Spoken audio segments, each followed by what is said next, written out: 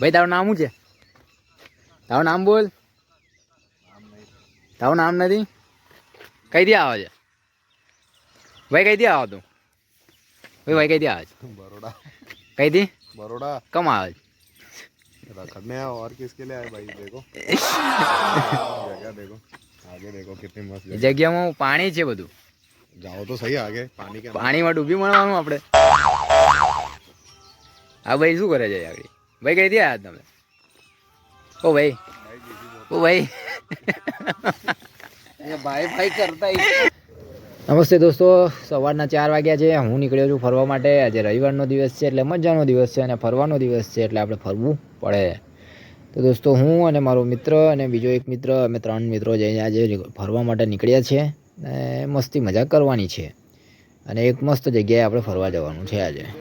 તો આ જો હાઈવે આવી ગયો છે. અમે હાઈવે પર આવ્યા છે, ચા નાસ્તો કર્યો. હવે અહીંથી આપણે આગળ વધવાનું છે. હવે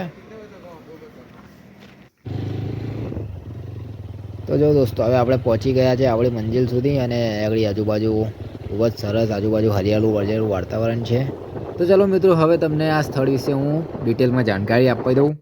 તો વડોદરાથી લગભગ દોસ્તો 90 કિલોમીટર દૂર એક સુંદર રળિયામનું આ જે તળાવ છે તે આવેલું છે, જે તારાપુરથી 20 કિલોમીટર દૂર છે. અને અહીં આસપાસ પ્રાકૃતિક સૌંદર્ય ભરપૂર છે. અહીંયા વિવિધ પ્રકારના પક્ષીઓ જોવા મળે છે અને પક્ષી પ્રેમીઓ માટે આ ખૂબ જ સરસ સ્થળ છે. તેમજ એક દિવસના પ્રવાસ માટે પણ આ ખૂબ જ સરસ સ્થળ છે.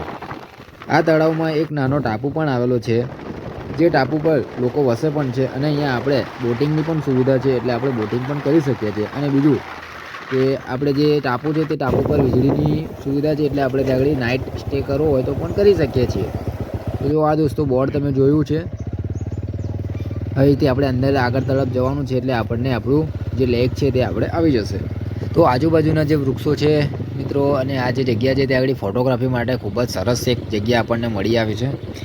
ઉનાળાનો જો સમય શરૂ થઈ ગયો છે અને આપણા શહેરોમાં જે ગરમીનું વાતાવરણ છે ખૂબ જ છે, અને અહીંયા આગળ જે આજુબાજુ વૃક્ષોથી ઘેરાયેલી આ જગ્યા છે એ આપણા મનને ખૂબ જ સરસ એવી ઠંડક આપે છે. તો અહીંયા સવાર અને સાંજના સમયે ખૂબ જ બધા પક્ષીઓ આપણે જોઈ શકીએ છીએ આગળ. તો ચલો આ જગ્યા પર તમને બતાવું. જુઓ, તમને ચારે બાજુ પક્ષીઓનો અવાજ સંભળાશે, મસ્ત મીઠો મધુર અવાજ, અને મનને ગમે એવું જગ્યા છે આ.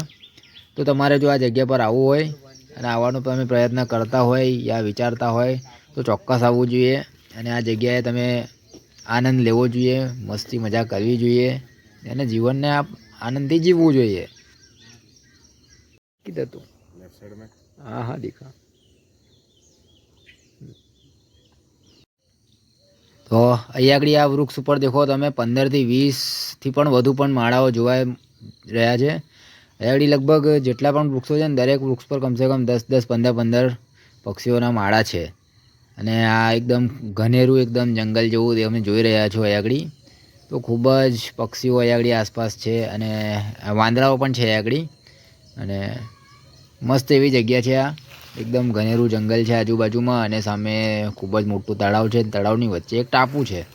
તમે ટાપુ પર પણ જઈ શકો છો. 50 રૂપિયા માત્ર બોટિંગના વાપરીને બોટમાં બેસીને જઈ શકો છો. જુઓ કેટલા બધા માળા છે આગળ. તો મિત્રો મને તો આ જગ્યા ખૂબ જ સરસ લાગી છે અને ખૂબ જ મને ગમ્યું છે.